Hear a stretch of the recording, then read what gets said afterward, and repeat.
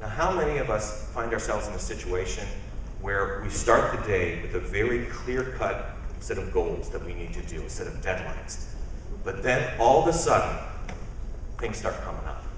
And before you know it, you're not spending the time on the things that make you money. You're spending the time on putting out little fires. I have a phrase for that. I call it a complaint avalanche, where there are so many complaints that are raining on down to you from the sky, you don't have the ability to do the work that makes you money that you want to do. Let me take you back to when I was in that ballet company. Running a ballet company is kind of an interesting exercise in balancing dancer needs and the needs of the vendors, because it's an expensive art form.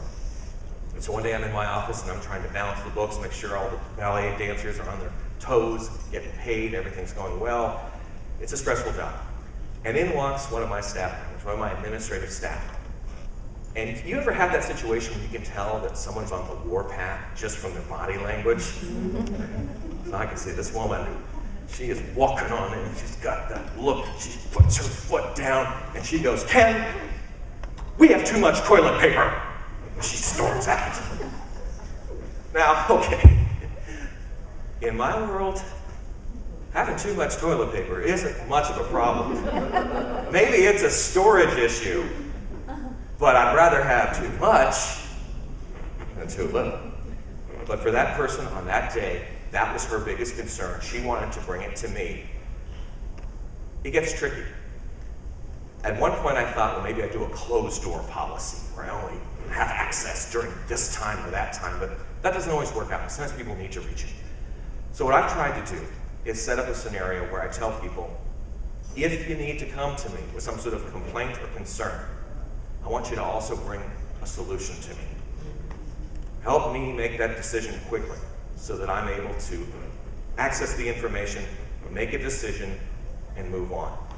I think this is also good because it starts to empower people so that they feel like I'm not just telling people there's a problem, I'm telling them there's the problem and I'm helping work on that. And that's a good way to cultivate future leaders as well.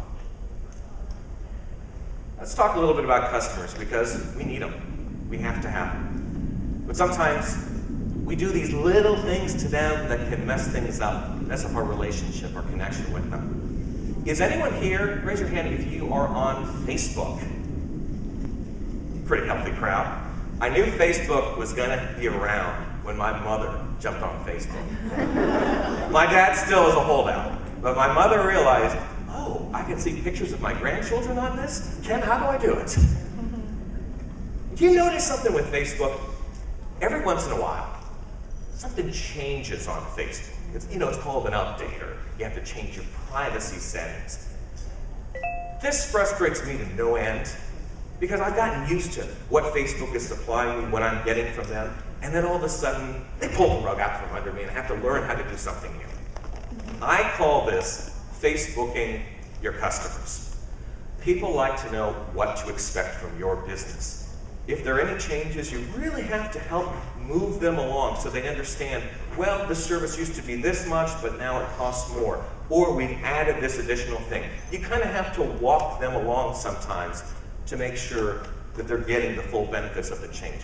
People like routines. They like to know that how things were yesterday will be like it is tomorrow. This goes back to when we were kids. You remember when you were young, you'd have like preschool, then lunch, and then nap time, and then maybe jam with Sesame Street or something like that. That was your routine. You loved that routine.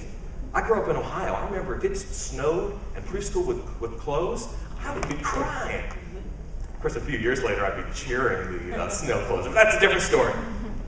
Don't Facebook your customers. Make sure they understand what you can do for them so that they feel comfortable with your business.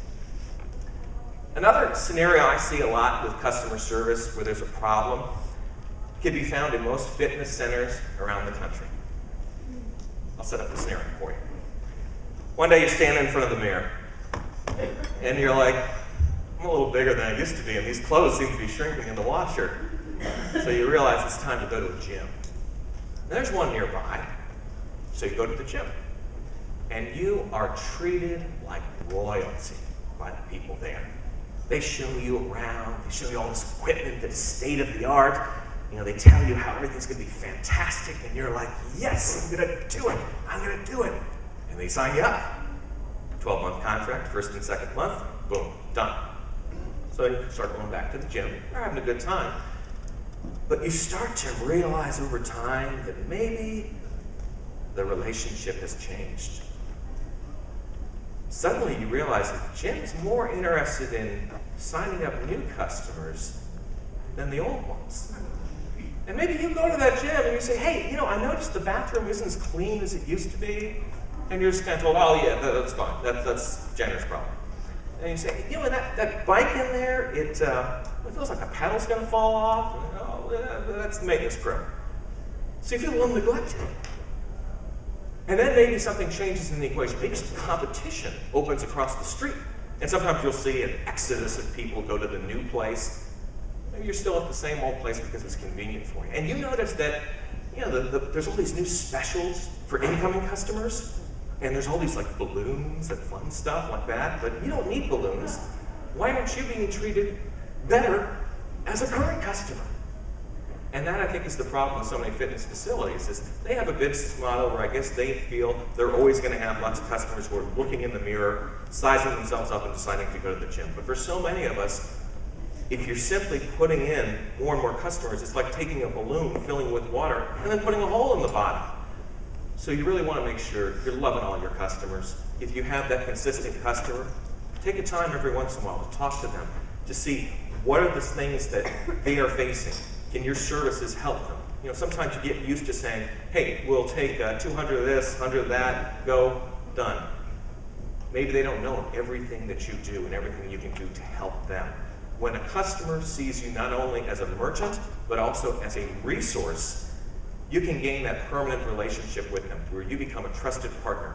That way, when the next flashy thing comes into town, you hold on to those people because they believe in who you are and what you're doing. One of the hardest things for me over the years has been accepting feedback. It goes back years, I think, to when you'd be in class and you'd have to stand up or do a spelling bee, and the pressure would be on you. And I've really had to work on how I take feedback from people. Because there can be great information that customers or other people are giving you, but you have to see, are you able to hear it? So here's a few tips I want to give you about accepting feedback. The first, and this is perhaps the most beneficial, just listen. Let that person give you the information. It is very tempting to want to suddenly jump in and start to say, hey, hold your tongue. Pretend for a moment that you don't have a tongue. Let them talk, and then the great thing to say at the end, thank you. Now, this doesn't necessarily mean you agree or disagree with the feedback, but you're acknowledging someone for having the guts to tell it to you. Usually feedback, I think, is well-intentioned, so you want to make sure you're able to accept it. Now let's say you get some rocket good feedback. There sometimes you have to consider the situation. Because sometimes you might have done a great job, but you could still do better. I'm sure my mother would give me excellent reviews on everything I do. That doesn't necessarily mean I'm good all the time. So like a professional athlete, like a basketball player, you always want to be looking at what you're doing well and how you can do it better. You can ask the person, hey, thanks for that feedback. Is there anything you see that I might be able to improve upon? How can I make this session even better? So those are important questions that you want to be asking people. Another aspect of feedback is making sure that you keep it in perspective. Sometimes you will get feedback from someone and you're just like, I don't get it. What was that all about? In those instances, again, thank the person for it, move on. And the final note on feedback I want to say is, don't carry it around like luggage. Make sure that you take the information, you absorb the information, but don't let it weigh you down.